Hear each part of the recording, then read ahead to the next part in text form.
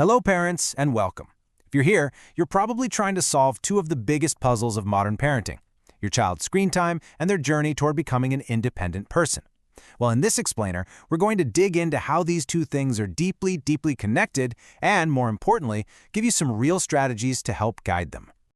Okay, let's just jump right in with the number. And I'll warn you, this one might be a bit of a shock, but it is so important for understanding the world our kids are growing up in. So what is this?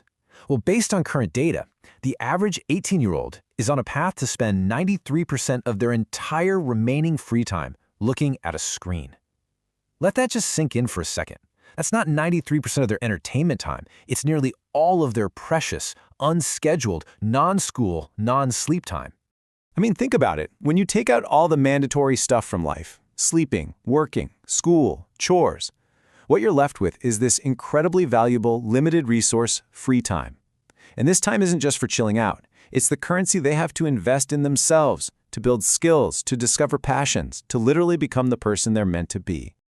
You know, the real danger of all this screen time isn't just about the hours lost. It's about what it's doing to the brain. It's rewiring it. When you're constantly fed short, flashy videos and notifications, your brain gets trained for distraction. It's like building a muscle for sprinting, which makes it genuinely harder to do the marathon-style thinking needed to, say, get lost in a good book or work through a tricky math problem. So what does this state of chronic distraction actually look like at home? Well, for many families, it leads to this exhausting, frustrating cycle that probably sounds pretty familiar. On your side, it feels like you're a broken record. You're constantly reminding, nagging, and stressing about things not getting done, all while worrying about what this means for their future. But from their perspective, they just feel micromanaged, overwhelmed, and resentful. They don't feel any control, and all they want is for the nagging to just stop. And you can really hear that frustration in this quote from a student. What this reveals is something so crucial. Often, the fight isn't even about the homework or the chores anymore. It's become a battle over the nagging itself, a battle over control.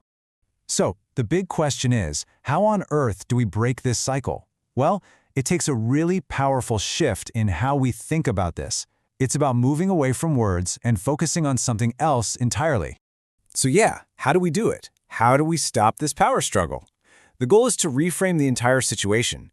You want to go from being adversaries in a daily battle to being partners, working together on the same team, towards the same goal, helping them grow into a competent, independent adult.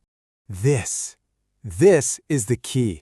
This one sentence is the gift you can give your child. It's the new rule of the house. You can tell them, look, independence isn't something you can argue for. It's not something you can negotiate your way into. It's something you have to show me. You have to prove it with what you do.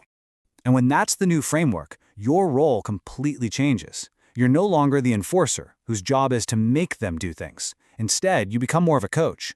Your job is now to create the opportunities, to set up the situations where they can step up and prove they've got this.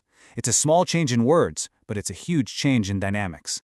Okay, so once you've made this mental shift, it opens the door to have a totally different kind of conversation with your kid, one that's actually constructive, one that's about their goals, not just your to-do list. Here are two super simple but really powerful questions to get that new dialogue started.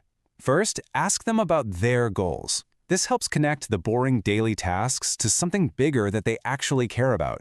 And second, ask them what they'd love to do with their free time if screens weren't an option. This helps you both start to imagine a life beyond the digital default. All right, let's make this really practical. What is one small, doable thing you can focus on this week to put all of this into action?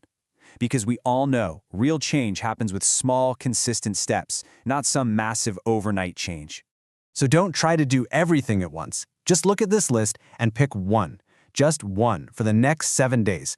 Are you going to focus on stating a task once and then stepping back? Or maybe having that one conversation linking a chore to their dream? Or maybe you'll focus on modeling the behavior you want to see. Just pick one and really commit to it. Which brings us to our final thought for today. Your child's time, it's their most valuable asset. These daily battles we have over screens and chores, they're really skirmishes over how that asset is being used. Your job isn't just to manage their time, but to teach them how to invest it wisely in their skills, in their well-being, in their future. So the question to leave you with is, how will you help them make that investment?